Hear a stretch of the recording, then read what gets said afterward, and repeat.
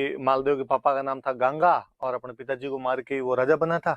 Mummy का नाम था पद्मा कुमारी, जो सिरोही के राजा जगमाल देवड़ा की बेटी थी।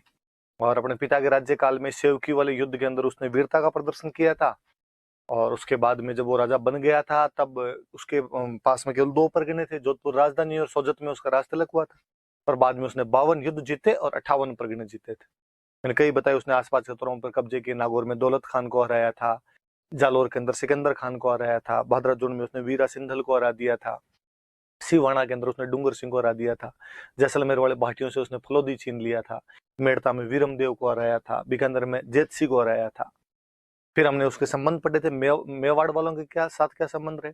खानवा के युद्ध में राजकुमार की हैसियत से सांगा का साथ दिया, घायल सांगा को बैटलफील्ड से बाहर लेकर आया था। कर्मावती के टाइम में विक्रमादित्य जब राजा था तब उसने सहायता की थी गुजरात के बहादुर शाह के खिलाफ। उदय सिंह को राजा बनाने में, उदय सिंह को मावली का युद्ध जितवाने में सहायता की। लेकिन बाद में हरमाड़ा वाले युद्ध के अंदर वो हाजी खान पठान की तरफ से लड़ा था और उदय सिंह को हराता है। फिर बीकानेर वालों के साथ क्या रिलेशन थे, तो बीकानेर वालों के साथ उसने युद्ध किया था, पाहेबा का युद्ध या साहेबा का युद्ध। बीकानेर के राजा जैत सिंह को 1541 में उस युद्ध में हराया, जैत सिंह मर गया। उसका बेटा कल्याणमल जो था वो शेरशाह सूरी के पास सहायता के लिए चला गया। मालदेव ने बीकानेर का प्रशासक एडमिनिस्ट्रेटर कुंपा को बना दिया था। मेड़ता में राजा वीरमदेव के साथ में दरियाजोश नाम के हाथी को लेकर उसका विवाद था, उसने उससे मेड़ता छीन लिया था। वीरमदेव भी शेरशाह सूरी के पास चला गया। हुमायूं ने शेरशाह से हारने के बाद उससे सहायता मांगी थी। जोगी तीर्थ नाम के स्थान से उसके पास 3 दूत भेजे थे, मीर समंद, रायमल सोनी और अतका खां। उसने बीकानेर देने का वादा भी किया था, पर हुमायूं अपने लाइब्रेरियन मुल्ला सुर्ख के कहने पर विश्वास नहीं करता और यहाँ से उधर अमरकोट में वीर साल सोढ़ा के पास चला जाता और वहां पे शरण ले लेता जाके। फिर हम पढ़ रहे थे कि भाई हुमायूं और मालदेव यदि दोनों उस टाइम थोड़ी मेच्योरिटी दिखा देते तो दोनों मिलके शेरशाह सूरी को हरा सकते थे और अफगानों का शासन समाप्त कर सकते थे। शेरशाह सूरी के साथ उसकी लड़ाई हुई क्यों? क्योंकि दोनों अपना एम्पायर एक्सपेंशन करना चाहते थे। मालदेव की जो सीमाएं हैं वो कहीं ना कहीं जाके ठेठ आपके दिल्ली की सल्तनत तक छू रही थी, वहां तक मालदेव हुमायूं की सहायता करना चाह रहा था।